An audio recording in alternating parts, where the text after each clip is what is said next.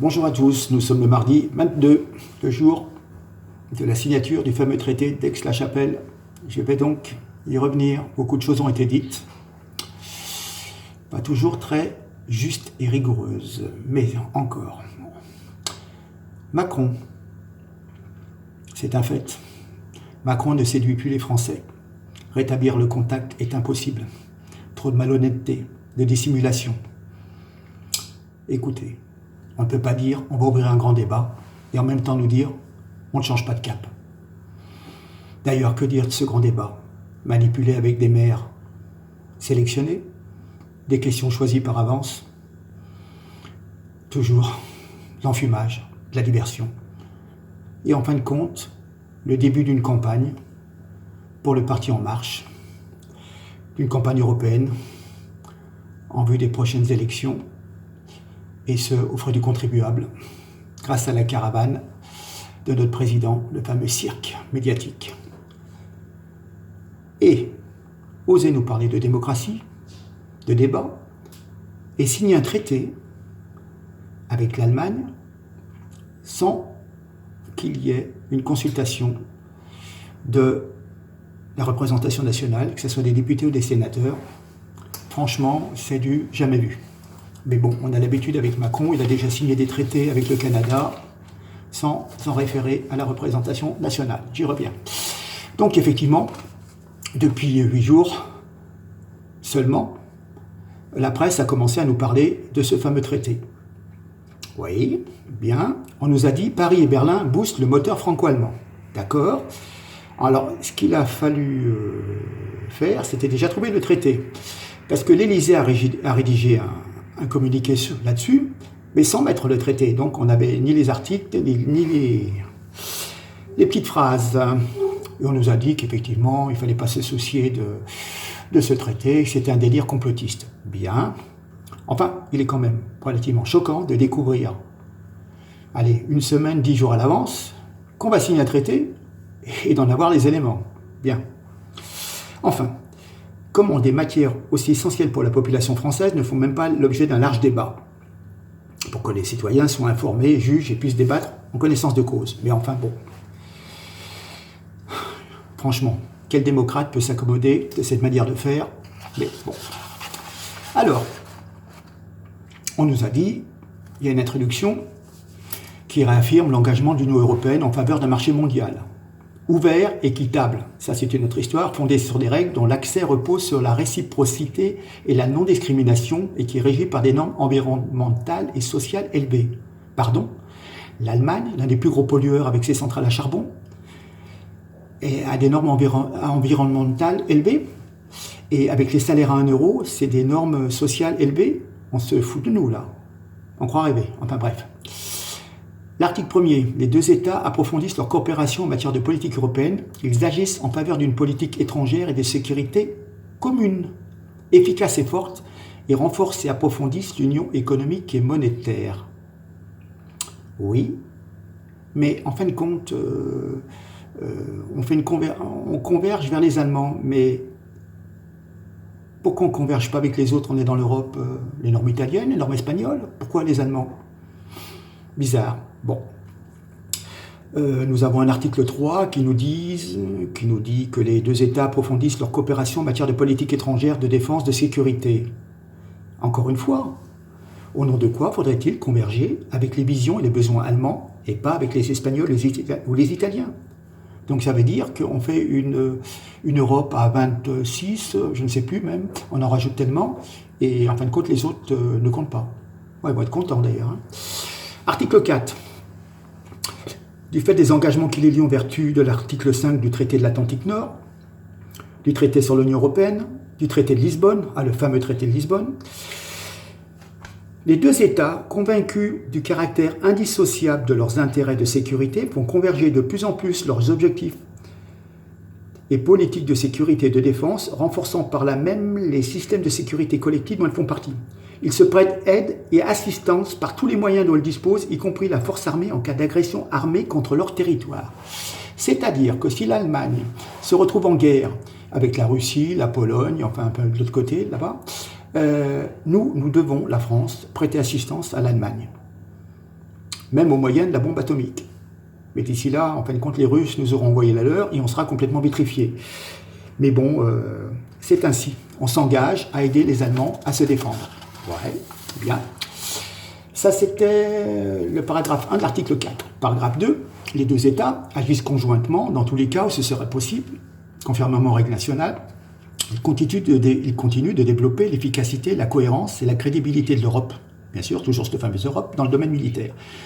Ce faisant, ils s'engagent à renforcer la capacité d'action de l'Europe et à investir conjointement pour combler ses lacunes capacitaires, renforçant ainsi l'Union européenne.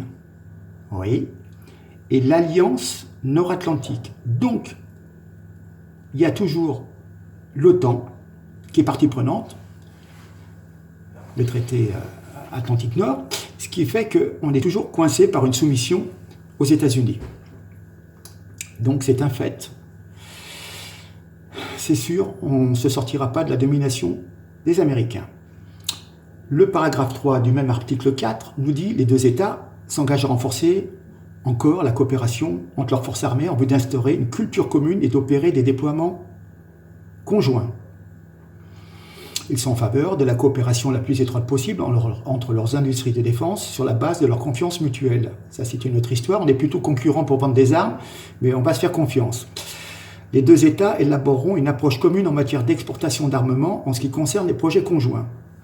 Effectivement, on s'aperçoit qu'il faut faire entrer des sous, donc exporter des armes pour qu'à l'autre bout de la planète, les gens se tuent. C'est une priorité. Bien. Toujours le paragraphe 4 de l'article 4. Les deux États instituent le Conseil franco-allemand de défense et de sécurité comme organe politique de pilotage de ces engagements. Ils vont se réunir souvent pour parler de la défense. Vu l'article 5, les deux États étendent la coopération entre leurs ministères des Affaires étrangères, y compris leurs missions diplomatiques et consulaires. Ils procéderont à des échanges de personnel de haut rang. Donc au niveau de tout ce qui est les Nations Unies, j'en passe et des meilleurs, l'OTAN, on va avoir des délégations mixtes franco-allemandes. Mais encore une fois, au nom de quoi faudrait-il converger avec les visions et les besoins allemands et pas avec les Anglais ou avec d'autres pays de la communauté? On passe à l'article 6. Il y a la sécurité intérieure, on s'occupe du terrorisme, de la criminalité organisée, ainsi que de la coopération dans le domaine judiciaire en matière de renseignement et de police. Oui, ils mettent en œuvre des mesures communes de formation et de déploiement et créent une unité commune en vue d'opérations de stabilisation dans des pays tiers. Attention. Donc, on va les stabiliser dans des pays tiers, donc en Afrique, à l'autre bout du monde. On va donc aller faire la guerre ensemble. On va aller bombarder la Syrie, l'Iran, un autre pays d'Afrique, peu importe. La Libye, tiens. Et il n'est pas fait mention du Conseil de sécurité des Nations Unies. C'est-à-dire qu'on va pouvoir se permettre d'aller bombarder la Syrie, même s'il n'y a pas un accord de ce fameux Conseil de sécurité. On ira avec donc nos copains.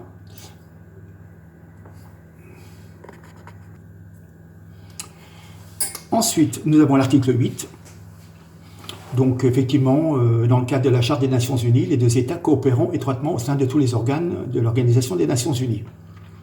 Oui, bon, pour l'instant, c'était le paragraphe 1, tout va bien. Les deux États s'engagent à poursuivre les efforts pour mener à terme des négociations intergouvernementales concernant la réforme du Conseil de sécurité. Ah! L'admission de la République fédérale de l'Allemagne en tant que membre permanent du Conseil de sécurité des Nations Unies est une priorité de la diplomatie franco-allemande. C'est-à-dire qu'on fait partie des 5 leaders au niveau du Conseil de sécurité et on va tout faire pour que les Allemands viennent aussi. On est vraiment sympa avec les Allemands. Hein. Je ne sais pas ce qu'ils nous donnent en retour, mais nous, pour l'instant, on donne beaucoup. Hein. Mais bon. Article 10. Je vous passe tous les articles, c'est tellement... bon. Les deux États rapprochent leur système éducatif grâce au développement et l'apprentissage mutuel de la langue d'origine. Alors effectivement, les Alsaciens ne vont pas être obligés de parler en allemand, mais si vous voulez, dans ce type de région, la langue vivante 1 ne sera pas l'anglais, mais sera l'allemand et réciproquement en Allemagne. Mais il faut savoir quand même que les langues stratégiques, les langues de l'ONU sont plutôt l'anglais, l'arabe, le chinois, l'espagnol, le français et les russes. Alors obliger nos enfants de l'Est à parler l'allemand, je veux bien, mais c'est peut-être pas une priorité. De plus, si jamais les parents, à titre professionnel, si vous voulez, sont obligés de se déplacer et sont mutés à l'autre bout de la France, ils se retrouveront dans des régions où la langue vivante 1 sera l'anglais et non plus l'allemand. Et pour trouver un établissement où la langue vivante sera l'allemand, vous pouvez toujours courir parce qu'il y a de moins en moins de professeurs d'allemand dans l'éducation nationale. Bien. Ceci, on passe au 13. 13. Article paragraphe 1, ça peut encore aller. Des projets transfrontaliers, ça peut aller. Ça arrange nos amis alsaciens qui sont obligés d'aller travailler en Allemagne, pas de problème. Paragraphe 2. Dans le respect des règles constitutionnelles respectives des deux États et dans les limites du droit de l'Union européenne, les deux États dotent les collectivités territoriales des territoires frontaliers et les entités transfrontalières comme les eurodistricts de compétences appropriées. Dans ce cas, il revient aux deux États d'adopter la législation appropriée. C'est-à-dire que quelque part, on va faire des eurorégions. Comme en Espagne, vous avez la Catalogne, qui est presque indépendante par rapport à l'Espagne, qui est très très autonome. Et là, nous aurions une région qui serait l'Alsace avec la Rhénanie de l'autre côté, et qui donc arriverait à être autonome. C'est-à-dire qu'en fin de compte, elle serait sous une autre législation, et ce qui fait que par exemple, quelqu'un qui habiterait à Belfort, à 10 km du commencement de l'Alsace, ne serait pas soumis aux mêmes lois que son beau-frère alsacien qui habiterait donc à 10 minutes en voiture. Bon, il faut le savoir. Le but, si vous voulez, c'est de dissoudre la nation française dans un grand ensemble européen qui fait que nous aurons des eurorégions et nous n'aurons plus l'idée de la patrie, ça sera des régions administratives qui dépendront de Bruxelles, même plus de Paris, plus d'Assemblée nationale, c'est Bruxelles qui décidera, qui nous impose, comme déjà un peu maintenant, une réglementation et plus d'État, plus de nation. C'est le but. Hein. Article 14. Les deux États instituent un comité de coopération transfrontalière comprenant les parties prenantes telles que l'État, les collectivités territoriales, les parlements et les entités transfrontalières comme les eurodistricts et en cas de nécessité des eurorégions intéressées. Donc là aussi, on remet encore une couche sur ces histoires de régions. J'y suis. L'article 15. Donc on revient sur la langue. Les deux États sont attachés à l'objectif du bilinguisme dans les territoires frontaliers. Évidemment, les parents n'auront plus le choix des langues pour leurs enfants. Ce sera forcément allemand en langue vivante 1 et anglais en langue vivante 2. Voilà. Je tourne directement à l'article 20. Il y aura une zone économique franco-allemande dotée de règles communes. Il y aura un conseil économique financier franco-allemand qui favorise l'harmonisation bilatérale de ces législations qui seront indépendantes pour favoriser la convergence entre les deux États et améliorer la compétitivité de leurs économies. Donc on n'est pas encore assez ligoté par l'Union européenne, on remet une couche et on se met avec les Allemands alors que c'est plutôt nos concurrents et on fait comme eux veulent. Article 23. C'est relativement, je m'excuse, mais bon. Des réunions des gouvernements des deux États auront lieu au moins une fois par an, alternativement, en France et en Allemagne. Après l'entrée en vigueur du présent traité, le Conseil des ministres franco-allemands adopte un programme pluriannuel des projets de coopération franco-allemande. Ok, bien. Encore des discours. Article 24. Un membre du gouvernement d'un des deux États prend part une fois par trimestre, au moins, et en alternance, au Conseil des ministres de l'autre État. Donc un ministre allemand va venir à notre Conseil des ministres, et nous, on ira chez eux. Mais encore une fois, on ose vous parler d'Europe. Donc expliquez-moi pourquoi les Espagnols, les Italiens, les Polonais sentent le gaz, quoi. Et en plus, c'est complètement fou, parce qu'en fin de compte, on va faire un mastodonte qui va être l'ensemble français-allemand, Et en fin de compte, les Polonais, Italiens, Espagnols vont se retrouver complètement déconcertés. Et en fin de compte, ça va encore couler peut-être plus l'Europe. Mais enfin bon, moi personnellement, je suis contre ce genre de manigance, donc ça m'arrange. L'article 25, tout petit détail, l'article 25, oui, les secrétaires généraux pour la coopération franco-allemande évaluent régulièrement les progrès accomplis. Ils informent les parlements et le conseil des ministres franco-allemands de l'état général d'abaissement et de la coopération franco-allemande. Fortaise, bien sûr. Donc voilà, alors si vous voulez, il y a beaucoup de gens qui ont fait des tas de petites vidéos racontant n'importe quoi. Nous, on ne va pas vendre l'Alsace et la Lorraine à l'Allemagne. Mais simplement, il faut quand même se rendre compte qu'on rentre, si vous voulez, dans une intégration. On fait des grandes régions pour couper les Français de la nation, de la patrie, et les fondre dans un grand ensemble fonctionnalisé par Bruxelles. Voilà ce qu'il faut retenir. Encore une fois, ce n'est pas à Emmanuel Macron de décider tout seul dans son coin, en fonction des intérêts peut-être personnels. En tous les cas, ce n'est pas les intérêts des Français. Pour moi, si vous voulez, c'est un abus de confiance. Il profite, il abuse des gens qui croient encore à la parole présidentielle et il prend des décisions sans en référer à nos élus. Qu'est-ce que je pourrais vous dire d'autre? C'est quand même fou de faire un traité comme ça, alors que Macron, je pense, d'ici la fin de l'année, ne sera plus président. Merkel, elle, est vraiment en fin de parcours politique à ce niveau et ne sera donc pas reconduite. Elle perdra sa majorité et donc il y aura une autre personne qui sera à la tête de l'Allemagne. Donc, je veux dire, on ne prend pas des traités de cette importance quand on est sur le point de partir. Macron, je pense qu'il y a autre chose à s'occuper que de faire un traité avec les Allemands. Mais je ne comprends pas pourquoi on fait tout pour favoriser les Allemands et eux, en échange, nous donnent rien. C'est ça qui est incompréhensible. Vous voyez ce que je veux dire? Quel est notre intérêt à nous d'aller les défendre, éventuellement de se servir de la bombe atomique pour les défendre, de prêter nos ambassades parce qu'on est quand même un peu plus étoffé en matière de diplomatie, aller partager avec eux ou faire des pieds et des mains pour que eux aussi aient une chaise au Conseil de sécurité des Nations Unies. C'est relativement très très spécial, ce qui fait qu'il y a beaucoup de gens qui ont, si vous voulez, un peu brodé là-dessus, et en disant qu'on vendait l'Alsace et la Lorraine à l'Allemagne. Ce n'est pas une vente, c'est une intégration, c'est un système qui vise, c'est plus subtil, et petit à petit, on rentre dans un système d'euro-région. Je vous dis, regardez l'Espagne, la Catalogne. C'est des régions qui sont relativement autonomes, qui ne dépendent pas trop de Madrid. Et voilà, c'est un petit peu ce qui va peut-être pouvoir se faire en Europe, évidemment. Moi, je suis complètement à l'opposé de ce système et je suis pour la souveraineté nationale.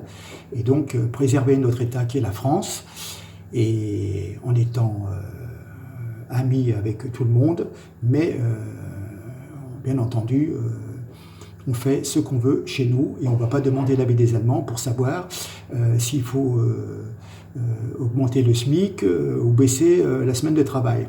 Surtout qu'en plus, eux, au contraire, ils ont moins d'acquis au niveau social, le coût horaire de la main-d'œuvre est beaucoup plus bas, et donc je pense qu'on aura un alignement vers le bas, et donc on perdra de l'argent, on perdra de la capacité au niveau du social, et on nous fera travailler jusqu'à 70 ans, comme en Allemagne. À la louche. Bon, voilà un petit peu, mine de rien, on vous emmène sur une pente qui est assez glissante. Et après, on vous dira, on n'y peut rien, on a un accord, on est obligé de faire comme ça, voilà, il faut s'aligner, c'est à prendre ou à laisser. Et voilà. Donc, on va le laisser, hein, surtout, on va tout faire pour que ceux qui sont pour cet accord, on les dégage. Voilà. C'était un petit peu laborieux parce que c'est très difficile d'expliquer ça, mais enfin bon, j'en avais assez d'entendre des tas de bêtises là-dessus. Donc voilà les éléments, mais en fin de compte, c'est une intégration au niveau de l'Europe, hein, on est d'accord, une intégration dans un système franco-allemand, et c'est ça qu'il faut se rappeler. Voilà, je vous dis à très bientôt. Écoutez, essayez de partager mes vidéos, l'ensemble de mes vidéos, de liker. Et puis voilà, on est d'accord, on se retrouve bientôt. Merci, bonne soirée. À très bientôt. Au revoir, merci.